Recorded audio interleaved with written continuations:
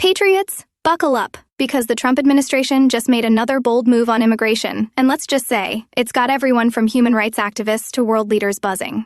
The latest policy? Sending more deported migrants straight into Salvadoran prisons. Now, this isn't just about kicking people out of the country. These individuals are being returned to a justice system known for overcrowding, corruption, and some of the toughest gang crackdowns in the Western Hemisphere. Some say this is a necessary step in holding criminals accountable, while others argue it's a dangerous escalation in immigration policy. The Trump administration has long championed a no-nonsense approach to illegal immigration.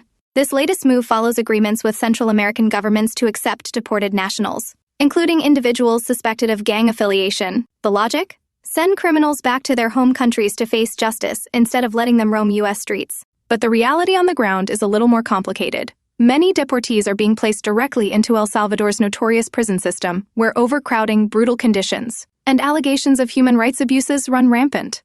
Some are hardened criminals. Others, well, their guilt is questionable at best. Supporters of the policy argue that the U.S. has no obligation to harbor criminals from other countries. If someone broke the law, why should American taxpayers foot the bill for their incarceration here?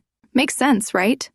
But critics, and there are plenty of them, say this policy lacks due process. Some of these deported individuals were arrested in the U.S. but never convicted, meaning they're being shipped off to foreign prisons without ever facing a trial. Others argue that the Salvadoran government is simply throwing suspected gang members behind bars, whether or not they actually committed a crime. This move is already fueling debates in Washington and beyond.